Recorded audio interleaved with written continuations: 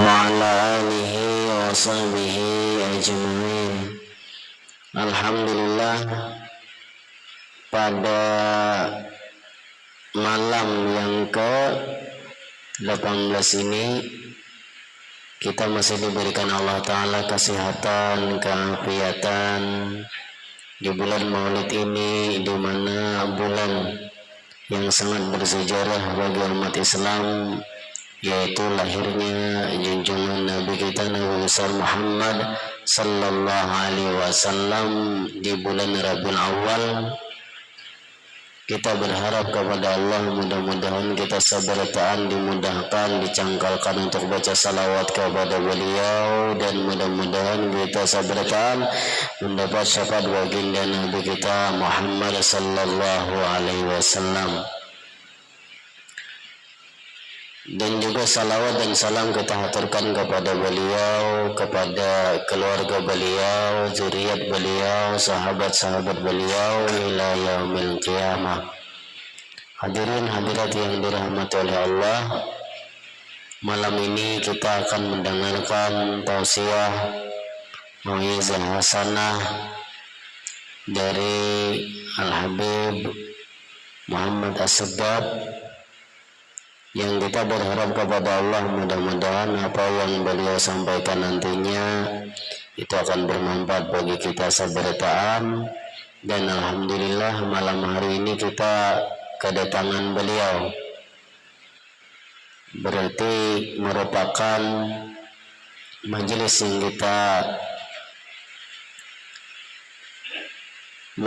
yang kita jalankan ini insyaallah dapatkan nazarah dari baginda Nabi Muhammad sallallahu alaihi wasallam dengan hadirnya turunan beliau. Dan kita sekali lagi berharap kepada Allah, mudah-mudahan dengan kedatangan beliau kita sabaratan dapat keberkahan kita, keluarga kita, dan kampung kita. Amin ya rabbal alamin. Demikian, untuk menghemat waktu, marilah kita dengarkan sama-sama tausiah atau mau'izah hasanah yang akan disampaikan oleh Habib Muhammad As-Saddaq. Waktu dan tempat kita persilahkan.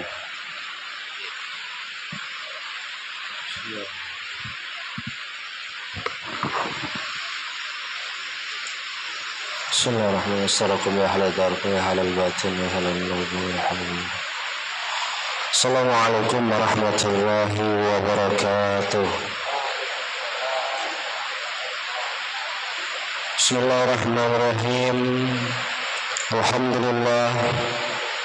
Alhamdulillahilladzi khalaqal insana wa anzalal qur'ana ala sayyidil aqwam. Assalatu wassalamu ala sayyidina wa habibina wa syafi'ina wa qurratu a'yunina wa maulana Muhammad صاحب العفو والإحسان وعلى آله وصحبه في كل مكان. اللهم صل وسلم وبارك وكرم ومجد وعظم على سيدنا وحبيبنا وشفيعنا وقرة أعيننا ومولانا محمد الفاتح لما أخلق والخاتم لما سبق ناصر الحق بالحق والهادي إلى صراطك المستقيم وعلى آله وصحبه حق قدره ومقداره العظيم. قال سبحانك لا علم لنا إلا ما علمتنا إنك أنت العليم الحكيم. ولا حول ولا قوة إلا بالله العلي العظيم. ربي اشرح لي صدري ويسر لي أمري واحلل عقدة من لساني يفقهوا قولي وسدد لساني واحلل قلبي بحق محمد صلى الله عليه وسلم. أما بعد. Al-Mukhram al-Mukhtaram, sama-sama kita hormati, kita muliakan para alim ulama, para guru-guru agama, para tokoh masyarakat, para tetuha kampung,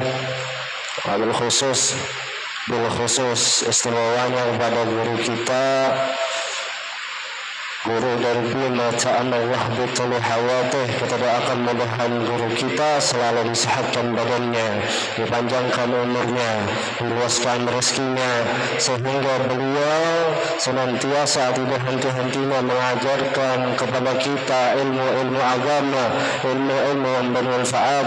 Mudah-mudahan berkat daripada guru kita selamat dunia wal akhirah, selamat dunia wal akhirah, amin ya rabbal alamin.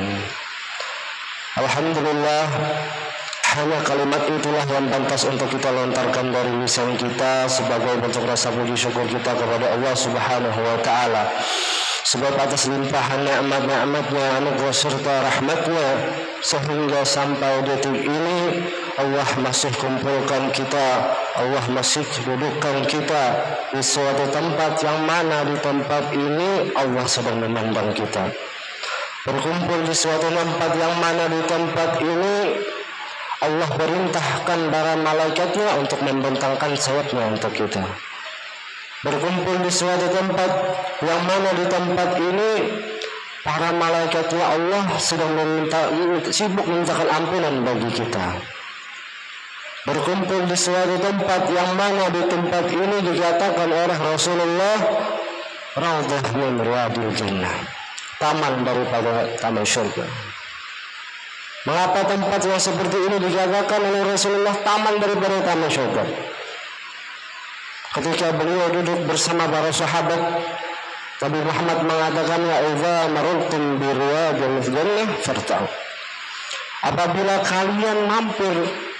kalian melewati daripada taman-taman surga, maka mampirlah. Para sahabat bingung, karena surga itu mampu ditemui ketika yang namanya kematian. Surga itu mampu ditempuh ketika yang namanya melewati jembatan Shiratal Mustaqim. Surga itu mampu ditemui ketika yang namanya dibangkitkan daripada alam kubur. Wa riyadul jannah ya Rasulullah, apa yang engkau maksud daripada taman-taman surga ya Rasulullah, kata para sahabat. Apa kata Rasulullah? Hadirnya kalian di majlis-majlis ilmu, hadirnya kalian di majlis-majlis zikir, maka kalian sama hadir duduk daripada di taman surga Allah. Maka mudah-mudahan tidaklah kita keluar dari tempat ini dosa-dosa kita telah diampuni oleh Allah Subhanahu wa taala, amin ya rabbal alamin. Tak lupa salawat serta salam senantiasa kita hanturkan, kita junjungkan kepada sesosok Nabi yang Allah ciptakan sebagai Sayyidul Anbiya wal Mursalin, sebagai pemimpin para Nabi dan Rasul. Salawat serta salam kita selalu kita curahkan, kita hanturkan kepada sesosok Nabi yang Allah ciptakan sebagai Sayyidul Khalaiq wal Bashar, sebagai pemimpin para makhluk dan manusia. Salawat dan salam kita selalu kita hanturkan, kita junjungkan kepada sesosok Nabi yang sangat cinta kepada umatnya, melebihi cintanya seorang ibu kepada anaknya.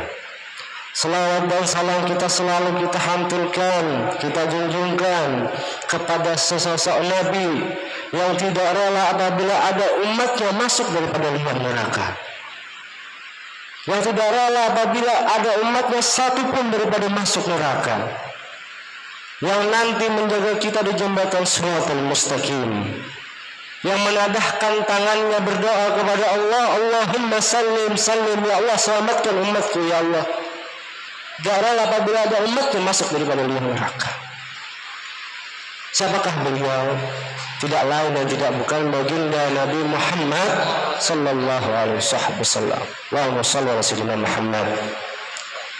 Alhamdulillah, kita di sini duduk bersama-sama di majelis ta'lim ini, majelis guru kita ini beliau guru ulun juga. Sebab ulun dari SD ulun belajar lawan sidin. Lagi kekenakan dahulu di Taluk Haur, ulun saban Selasa sore guru lah. Selasa sore ulun mengaji ke dia, mengaji fikih dulu sana. Ulun aslinya negara. Jadi lawan sidin, lawan bubuhan Maulid Habsyi. Alhamdulillah kita di sini rutin setiap malam Kamis diadakan pengajian. Tempat yang seperti ini adalah tempat yang sangat dicintai oleh baginda Nabi Muhammad sallallahu alaihi wasallam. Tempat yang seperti ini sangat mudah untuk kita mencapai ridha Allah Subhanahu wa taala. Tempat yang seperti ini dikatakan oleh Rasulullah apa? Kita berkumpul dengan para alim ulama. Man jara aliman faka'annama jara, kata Rasulullah. Barang siapa yang mendatangi jarah kepada orang alim, jarah maksudnya apa? Jarah mendatangi silaturahim atau kita hadir dalam majlisnya orang alim. Apa kata Rasulullah? Sama kita mendatangi daripada baginda Nabi Muhammad sallallahu alaihi wasallam. Man jara aliman faka'annama jara. Barang siapa yang mendatangi orang alim, maka dia sama mendatangi kata Rasulullah. Man saha aliman faka'annama saha. Barang siapa ujar Rasulullah yang bermusafahah, bersalaman dengan orang alim, bersalaman saja sama dengan bersalaman denganku, kata Rasulullah. Istimewa kita datang hadir ke majelisnya orang alim, sangatlah banyak yang kita dapatkan. Pahala yang kita dapatkan sangatlah banyak. Ada satu kisah bahwasanya orang yang pernah bersalaman dengan orang alim itu di api di dunia tidak akan dibakar oleh api di dunia. Dahulu dikisahkan bahwasanya ada salah satu zuriyah daripada Nabi Muhammad. Beliau adalah orang alim. Beliau bernama Habib Muhammad Maula Banggal Al-Attas, dari keluarganya Al-Attas. Ketika itu beliau tinggalnya di dalam hutan. Beliau menjauhkan diri daripada masyarakat di wilayah India. Di India itu banyak sekali orang yang beragama Hindu dan ada juga yang beragama Islam. Setiap hari rakyat yang beragama Hindu masuk ke hutan untuk mendatangi Habib Muhammad Maula Banggal Al-Attas. Untuk apa? Untuk masuk Islam kepada beliau. Setiap hari ada saja yang mendatangi beliau ke dalam hutan. Untuk apa? Untuk masuk Islam kepada Habib Muhammad Maula Banggal Al-Attas. Ketika itu cerita itu warga yang beragama Hindu masuk Islam kepada Habib Muhammad, salah satu raja yang ada di India mendengar cerita tersebut, mendapatkan kabar daripada ada warga yang beragama Hindu masuk Islam kepada Habib Muhammad Maula Banggal Al-Attas. Akhirnya si raja mendatangi Habib Muhammad. Dia datangi ke dalam hutan, dia temui Habib Muhammad. Dia katakan apa? Wahai Habib, ampih pian memasukkan warga India ini yang beragama Hindu untuk masuk Islam kepada pian. Jangan lagi berhenti pian, wahai Habib. Apabila pian kalau berhenti, maka akan ulun ratakan ini hutan seperti tanah. Rajanya beragama Hindu. Apa dijawab Habib Muhammad Maula Banggal Al-Attas? Aku tidak akan berhenti, kata beliau. Silahkan jikalau engkau mau ingin ini hutan engkau ratakan seperti tanah, wahai raja. Akhirnya betul. Ini Habib kalimasi tatap aja ada rakyat Hindu yang masuk Islam kepada Sidin. Akhirnya apa? Raja perintahkan pasukannya membawa pasukan gajah yang banyak untuk meratakan hutan tersebut. Habib Muhammad apa beliau? Beliau hanya memerintahkan nyamuk yang ada di hutan itu untuk mengalahkan pasukan gajah, pasukan si raja tersebut. Nyamuk yang halus kalah lawan pasukan gajah yang ganal. Ini bukan cerita kisah dulu, enggak ada. Memang ada kisahnya dulu yang nyamuk masuk ke dalam telinganya gajah, kalah gajah. Ini memang terjadi. Akhirnya nih raja kapok, jerak. Dia datang Habib Muhammad, wahai Habib, ulun minta ampun, ulun kada bakal lagi mengganggu pian. Silahkan ada rakyat Hindu yang hendak masuk Islam tanpa pian, tanpa paksaan. Tapi subhanallah, ini si raja kada masuk Islam, kapok tapi kada masuk Islam. Ulun berjanji, hai Habib, setiap hari Jumat membawakan pian makanan. Akhirnya selang beberapa tahun dia lakukan, membawakan Habib Muhammad ini setiap hari Jumat makanan, bersalaman dengan Habib Muhammad. Ini raja meninggal dunia. Subhanallah, ini orang Hindu dibakar. Sulah kalau melihat film India ya, melihat film India apabila meninggal dunia itu dibakar. Pas dibakar, subhanallah, ini tangan dan mulutnya si raja tidak bisa hangus. Beberapa kali dibakar tidak bisa hangus. Akhirnya dipanggil Habib Muhammad, ditanyakan, hai Habib, ini kenapa tangan dan mulutnya si raja ini kada bisa hangus, beberapa kali dibakar? Apa kata Habib Muhammad? Ya, karena dia di setiap hari Jumat membawakan aku makanan dan mencium aku punya tangan. Sedangkan aku, kata Habib Muhammad, setiap harinya bersalaman dengan Nabi Muhammad sallallahu alaihi wasallam. Dengan hadis tadi, man safaha aliman faka'annama safaha alim. Barang siapa yang bermusafahah, bersalaman dengan orang alim, maka kita sama bersalaman dengan baginda Nabi Muhammad sallallahu alaihi wasallam.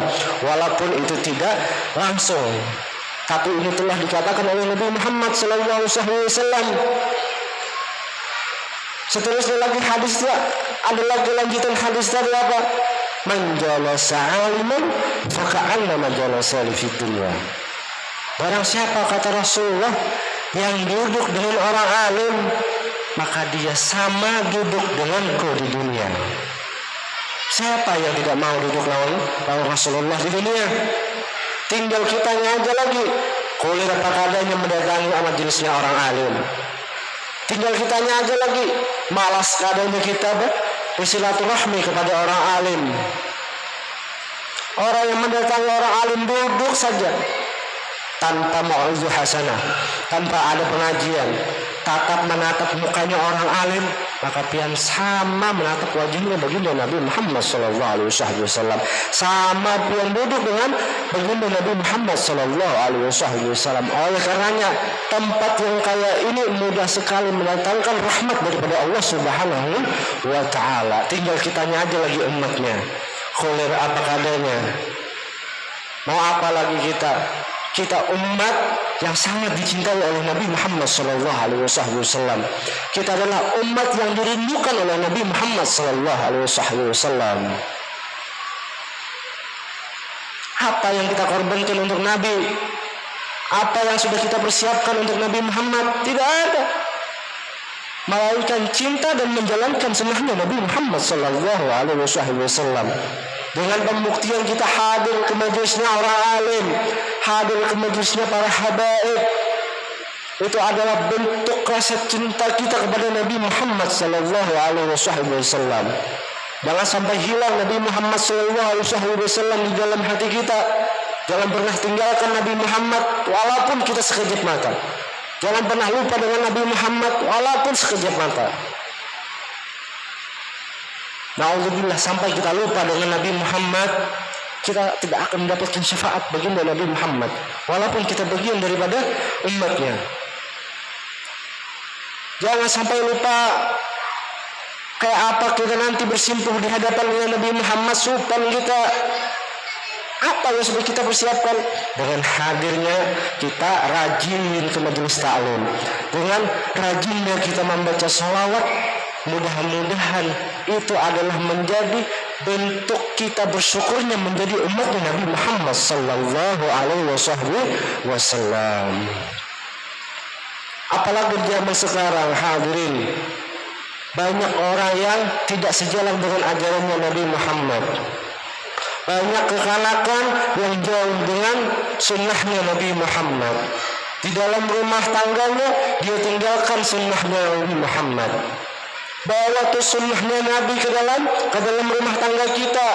Supaya apa? Rumah tangga kita menjadi rumah tangganya Nabi Muhammad sallallahu alaihi wasallam.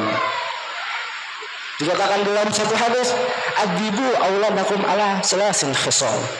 Didiklah anak-anak kalian dengan 3 perkara kata Rasulullah. Yang pertama apa? Hubbu nabiyukum. Cinta kepada Nabi Muhammad sallallahu alaihi wasallam.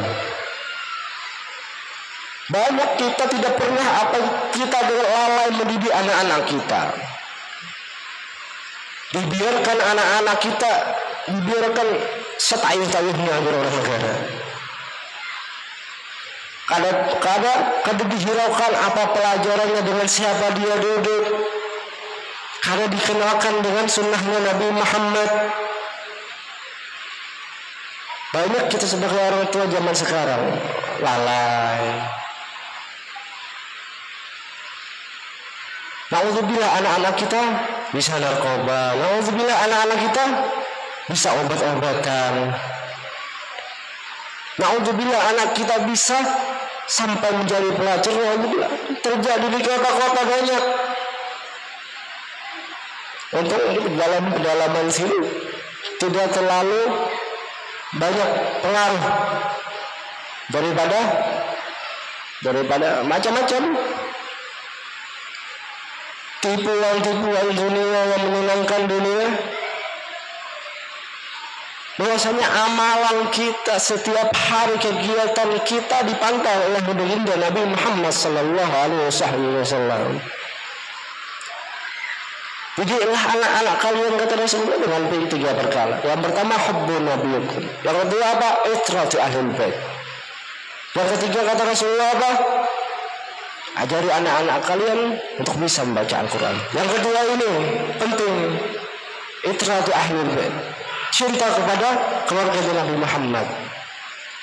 Tidak cukup situ, ajari anak kita untuk cinta kepada orang soleh. Ajari anak kita untuk cinta kepada orang alim. Ketika datang ada orang alim ke kampung kita suruh kita bawa anak kita ke guru, doakan. Untuk apa? Mendapatkan keberkahan daripada orang alim tersebut. Tidak cukup untuk cinta kepada keluarga Nabi Muhammad para habaib, tidak cukup. Ajarkan juga kepada cinta kepada orang soleh. Penting itu. Kadang ada, supan abahnya juga kadang membawa ikan hajagin ya, melalui anaknya ke hakon. Bahwasanya kekanakan itu apa yang dia lihat dan apa yang dia dengar masuk ke dalam hatinya. Ketika masuk ke dalam hatinya membentuk daripada jati dirinya seorang anak. Bila kawitannya jelek juga. Kelakuan orang tuanya jelek juga anaknya. Jangan salahkan anaknya duluan. Lihat orang tuanya dulu. Kayak apa mendidik bahwa anak kita kepada orang soleh. Kita minta doa kepada beliau. Sering dia hadir maulid, sering dia hadir ke majelis ta'lim, sering dia ditemukan kepada orang soleh. Apa yang dia lihat, orang ketujuh melihat orang alim, guru kita memakai sorban, dia ketujuh juga memakai sorban. Guru kita yang dia lihat gurunya pakai gamis, ketujuh juga pakai gamis. Maka oleh karenanya penting kita temukan anak-anak kita lawan orang-orang alim, lawan guru-guru mengaji. Yang ketiga kata Rasulullah tadi apa? Ajari anak kalian untuk cinta daripada Al-Quran, untuk bisa membaca daripada Al-Quran Al-Karim. Karena apabila anak kita kadang kita ajari Al-Quran, kadang bisa lalu setahun-tahunnya biar hanya bisa kakak membaca Al-Quran. Karena gak bisa ajar. Kalau kadang diajari sejak dini, sejak halus, kadang mungkin ini bisa membaca Al-Quran. Itu efeknya akan ke kita sendiri. Ketika kita meninggal dunia, anak kita kadang bisa membaca Al-Quran. Siapa membacakan Yasin dari kubur kita? Wa'udzubillah anak-anak kita sampai daripada di luar daripada ajaran baginda Nabi Muhammad SAW. Mudah-mudahan anak-anak kita, keluarga kita semuanya dijaga oleh Allah Subhanahu wa taala, mendapatkan cinta daripada Nabi Muhammad, mendapatkan nadrah daripada Nabi Muhammad SAW. Amin ya rabbal alamin. Sedikit itu saja muhadzatsah yang ingin sampaikan. Apabila ada salah khilaf daripada kata-kata ulum baik banyak minta halal minta redha kepada semuanya, kepada pihak seberapaan. Namun sebelum menutup, ulun di sini membawakan hadiah berupa telur penerang hati yang sudah ulun rajah. Ada telur penerang hati yang sudah ulun rajah, sudah ulun doakan, sudah ulun bacakan hijab lengkap. Khasiatnya untuk apa? Khasiatnya untuk penerang hati utamanya. Yang kedua, untuk orang yang pengeluaran ke majelis taklim, insyaallah rajin, insyaallah. Untuk orang yang pengeluaran sembahyang, insyaallah ini diberikan hidayah, dimudahkan Allah Subhanahu wa taala melalui telur yang sudah ulun rajah, yang sudah ulun doakan, insyaallah diberikan manfaat, insyaallah diberikan terang hatinya, insyaallah. Ini apabila ada hendak daripada jamaah di majelis taklim ini, jadi ini hadiah telurnya. Boleh pengajian, membawakan anak, membawakan keluarga. Daripada hadiah ini, insyaallah hadiahnya Rp10.000. Bukan menjualan, ini sebab ada wafaknya, ini hadiah, berhadiah aja. Jadi apabila ada yang hendak, ini karena ada yang kakak membagikan, insyaallah. Nah, itu saja yang dapat ulun sampaikan. Assalamualaikum warahmatullahi wabarakatuh.